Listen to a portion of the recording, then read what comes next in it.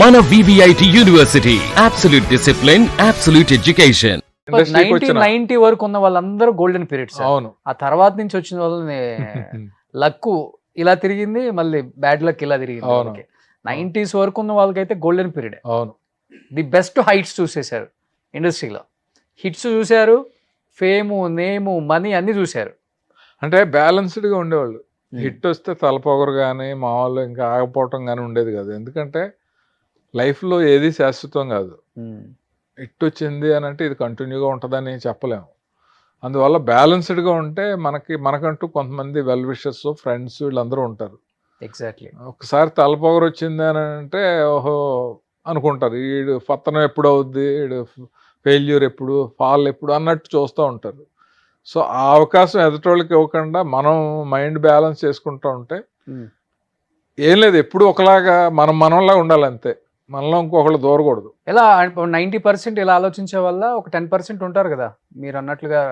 చాలా మంది ఉంటారు, ఉన్నవాళ్ళందరూ బాగుంటారు. ఇలాగే ఉంటది రోజు పార్టీలు, పబ్బులు, అద్దరిపొద్దు, ఇలాగే లైఫ్ ఇలాగే ఉంటుందని అనుకుని జాగ్రత్త పడిన వాళ్ళందరూ కూడా చాలా షార్ట్ టైంలోనే ఫైనాన్షియల్ ఇబ్బందుల్లో ఇరుక్కుని కొంతమందికి ప్రాణాలు కూడా పోయినాయి. సూసైడ్ కూడా చేసుకున్నారు. అవును, నేను చూశాను. నాకు తెలిసిన వాళ్ళే, సినిమా వాళ్ళే, నాకు కో డైరెక్టర్గా పనిచేసిన వాళ్ళు కూడా.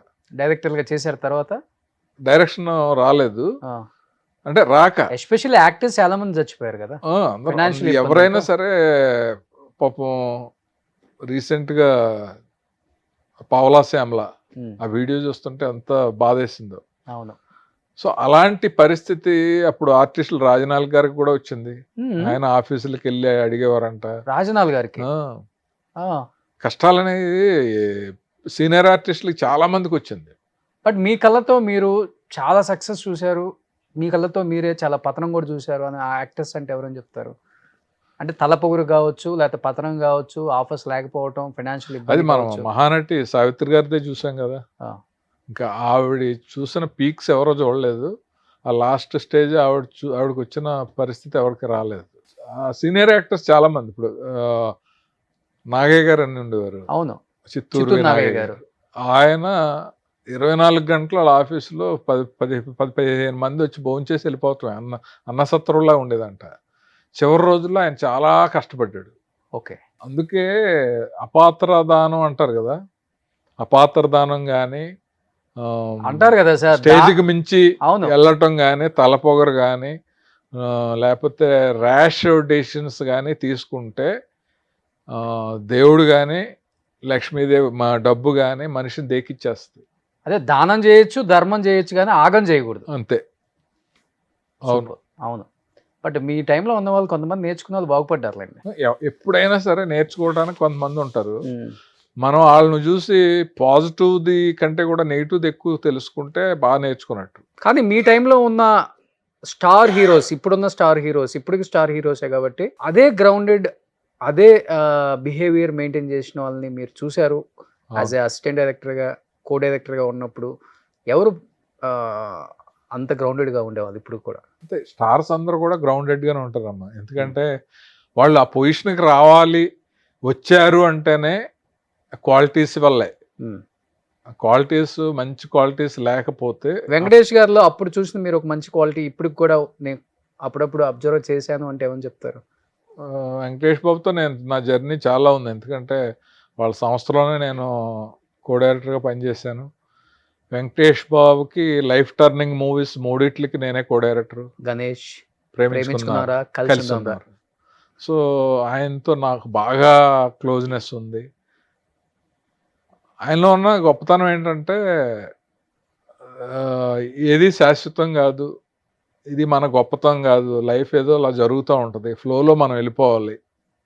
ఈరోజు ఇది చేస్తున్నాము అని అంటే చేయాలని చేస్తున్నాము అనే ఫిలాసఫీ ఒకటి బాగుంటుంది. అప్పటి నుంచే ఉంది అది.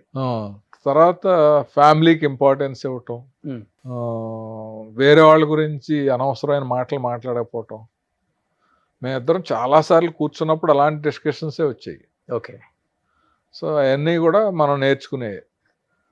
ఎందుకు నేను యాక్టర్గా కొన్ని కళ్ళనీళ్ళు పెట్టించే సీన్స్ ఆయన్ని పర్ఫార్మెన్స్ని ఫాలో అయ్యి గుర్తు తెచ్చుకుని కూడా చేసిన సందర్భాలు ఉన్నాయి.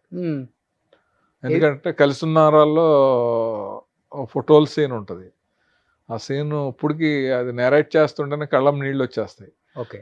ఆ సీన్ అప్పుడు ఆయన ఇద్దరం కలిసి అలా భుజం మీద చేసి ఆయన డైలాగులు చెప్తూ నేను చెప్తూ అలా అలా ఆ సీన్ అంతా చాలా బాగా వచ్చింది. ఓకే. అదే ఇది నేను నచ్చావులేలో నా వైఫ్ చనిపోయినప్పుడు కొడుకుతో మాట్లాడే సీన్ ఒకటి ఉంటుంది. అది చూసినప్పుడు ఎవరికైనా కళ్ళం నీళ్ళు వస్తాయి. సో అక్కడ నేను అది గుర్తు తెచ్చుకుని ఆ పర్ఫార్మెన్స్ ఇలా చేయాలి అని చెప్పి క్యారెక్టర్లోకి వెళ్ళిపోయి ఇన్వాల్వ్ అయ్యి అన్ని ఇయర్స్ బ్యాక్ బ్యాక్ది సినిమా. కానీ అప్పటి వరకు చాలా సాఫ్ట్ రోల్స్, సాఫ్ట్ డైలాగ్స్ చెప్పారు అవును. వెంకటేష్ గారు. గణేష్ లో చెప్తాడు కదా, సింగిల్ హ్యాండ్ గణేష్ అని, ఎనీ సెంటర్ ఎనీ సెంటర్ రాసింది మీరా లేకపోతే డైలాగ్ లేదు పర్చూర్ బ్రదర్స్. ఓకే. డైలాగ్స్ కాదు కానీ చాలా మన ఇన్పుట్స్ ఉండేవి.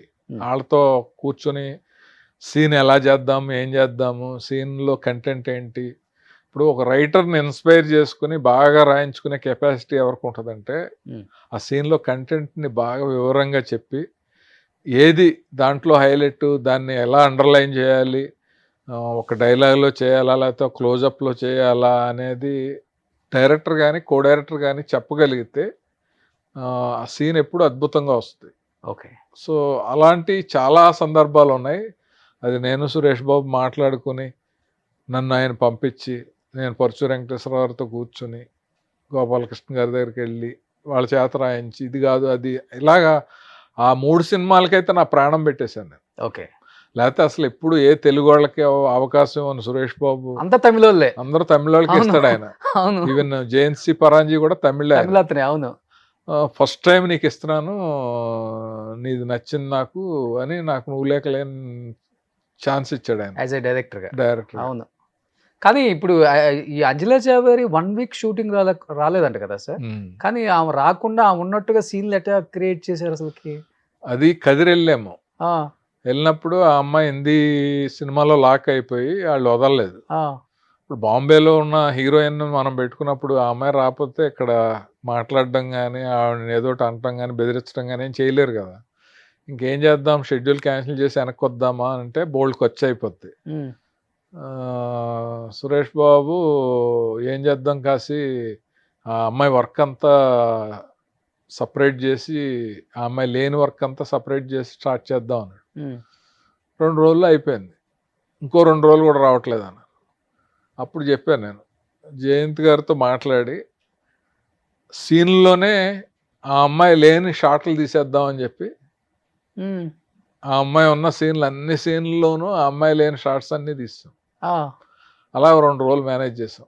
తర్వాత ఆ అమ్మాయి వచ్చాక ఆ క్లోజప్లో అవి తీసి ప్యాచప్ చేసాం. కానీ థియేటర్లో ఎక్కడ ఏం తెలియదు, దొరకలా, ఏమీ తెలియదు. ఎందుకంటే అలాంటి టెక్నిక్ రాఘవేంద్రరావు ఎక్కువ వాడేవారట. మేము వినేవాళ్ళం. ఓకే. ఎవరన్నా ఒక ఆర్టిస్ట్ రాకపోతే మేనేజ్ చేసి తీసి తర్వాత ఆర్టిస్ట్ వచ్చినప్పుడు క్లోజప్లు తీయటం అనేది ఆయన బాగా సిద్ధహస్తుడు ఆయన. సుమన్ టీవీలో మీ పర్సనల్ అండ్ బిజినెస్ ప్రమోషన్స్ కోసం కింది నెంబర్కి కాంటాక్ట్ చేయండి.